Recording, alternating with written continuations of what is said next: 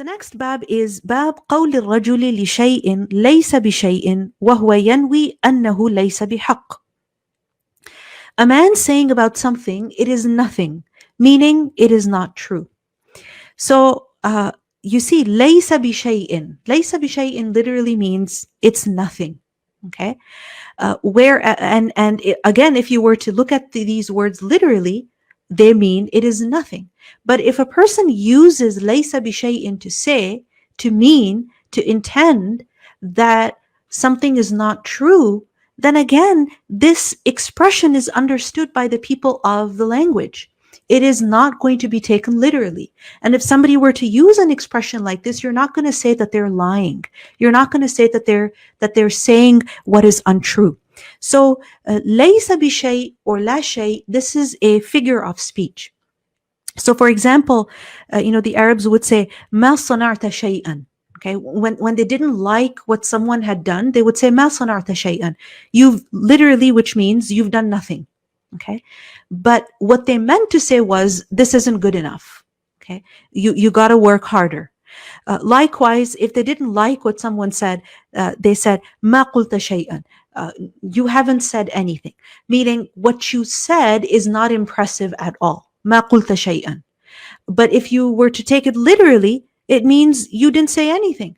So again, when it comes to language, expressions, idioms, they should not be taken literally. You have to understand the intent of the person who is speaking.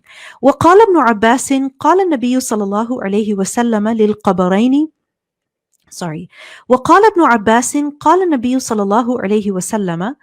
Ibn Abbas said that the Prophet sallallahu alaihi wasallam said, للقبرين, about two graves, meaning the people who were in those graves, that يعذبان بلا كبير, that they are being punished بلا كبير, not for something big. وإنه لكبير, but it is big. So on the one hand, the Prophet sallallahu alaihi wasallam said, لا كبير, it's not really big. But then at the same time, he said, it is actually innahu kabir, innahu la kabir, that it is actually big. So we learned that from other narrations that the two people in their graves were being punished for, one was being punished for not protecting himself from the sprinkles of urine, meaning being careless in the matter of cleanliness, in the matter of purity. And the other person was being punished because he used to spread gossip. So the Prophet ﷺ said, Bila kabirin, they're being punished for not for something big. Meaning if you were to look at it in one way, it's not really a big deal. Sprinkles of urine, very tiny. Gossip, yani it's just a word or two here, a conversation or two here and there. And it's when you're talking about the quantity, it's not really that big. But then he said, it is actually big. How is it big? In its seriousness. In its seriousness. So here, he was not contradicting himself. No, he meant not big in one way and big in another way. So again, expressions, language have to be taken. These are matters that have to be taken in their context, not literally.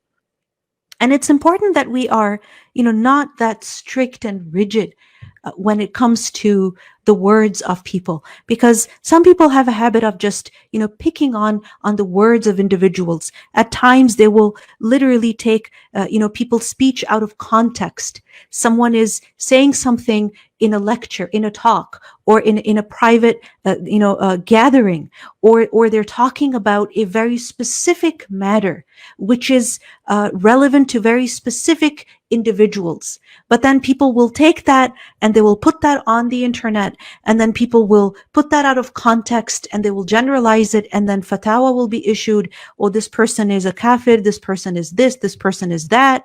We shouldn't be so obsessed about, first of all, what people are saying. And secondly, don't be judgmental about the words that people speak or about the things that people say. You're not appointed as a judge over people. Try to understand where their speech is coming from. What is the context? Your first response should be to think good of another Muslim. That, for example, someone says to you, did you know that scholar doesn't believe in such and such? Well, think think something positive about them.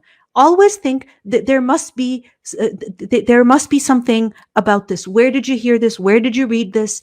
There must be a background, right? There must be a specific context. There must be more to the story. So in another narration, we learned that Isa alayhi salam, actually, this is reported in Muwatta, that Isa alayhi salam said that do not look at people as if you were lords over them. Yani, do not deal with people and do not judge them as if you were their God, that you have been appointed to pass judgment over them. Nobody asked you. So save yourself, right? And guard your language and guard your judgments. Be careful. So here, we see that when it comes to language, I mean, you'll see that in Kitabul Adab, there's so many, abwab, chapter headings that Imam Bukhari brings over and over again, clarifying that even though this expression literally means this, this is not what the speaker actually means. And he's using the example of the Prophet sallallahu alaihi wasallam. So let's look at the hadith now. حدثنا محمد بن سلام أخبرنا مخلد بن يزيد أخبرنا ابن جريج قال ابن شهاب أخبرني يحيى بن عروة أنه سمع عروة يقول قالت عائشة سأل أناس رسول الله صلى الله عليه وسلم عن الكهان. Aisha radiallahu anha reported that some people asked the Prophet sallallahu alaihi wasallam about soothsayers. Soothsayers are people who speak about, who try to inform about the future. And there's, different forms of this, especially, existing today. There are people who will, read certain cards, or they will, read your hand and things like that, horoscope, etc. All of this is part of soothsaying. And remember that this is something that we're not supposed to be participating in. This is something that completely goes against our religion. This is something that is completely forbidden. So anyway, the people asked the Prophet sallallahu alaihi wasallam about them. فَقَالَ لَهُمْ رَسُولُ اللَّهِ صَلَى اللَّهُ عَلَيْهِ وَسَلَّمَ لَيْسُوا بِشَيْءٍ. The Prophet sallallahu alaihi wasallam told them, they're nothing, meaning the soothsayers are nothing.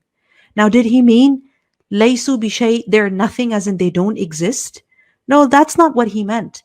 What he meant was they are nothing, meaning what they say is not true. قالوا يا رسول الله فإنهم يحدثون أحيانا بالشيء يكون حقا. They said, O Messenger of Allah, sometimes these soothsayers actually say certain things which turn out to be true. فقال رسول الله صلى الله عليه وسلم. So the Prophet صلى الله عليه وسلم answered, he explained that تلك الكلمة من الحق يخطفها الجني. That is actually a word of true, meaning that is a true statement which a jinn has snatched. فيقرها في أذن وليه قَرَّ الدَّجَاجَةِ. And what that jinn does is that he conveys it to his friend, meaning from the human beings, just like a chicken. Like a chicken, meaning, how chickens cluck, right? Meaning they cluck so quickly that you don't even realize, you don't even feel anything. So very quickly, swiftly, in a very discreet way, they pass on whatever they manage to hear to who? To the soothsayers. فَيَخْلِطُونَ فِيهَا أَكْثَرَ مِنْ مِئَةِ كَذْبَةٍ. And then they mix that with 100 lies. So out of 100 things that a soothsayer would say, perhaps one would be true. Everything is not going to be true. And this is a fact. So remember that the jinn actually try to overhear the conversations of the angels. And that is how they sometimes, find out what's going to happen in the future. But they don't get to listen to the entire story. They don't actually, find out everything that's going to happen in the future. But whatever they do manage to find out, they convey it to their human friends, right? And then they also mix it up with lies and they present it as if it is 100% true, but it is not actually true. So here in this hadith, we see that a small percentage of what the soothsayers say might be true, but the rest is all false. And again, from the words that the Prophet ﷺ said, "Laysu bishay," we see that he didn't mean that in a literal sense. He used that as an expression. So remember that expressions, they beautify language. Through an expression, you're able to convey much more. So neither should we be, using expressions all the time that people are trying to understand, constantly, break down what we're saying. Nor should we be going to another extreme where we're condemning the use of hyperboles and expressions.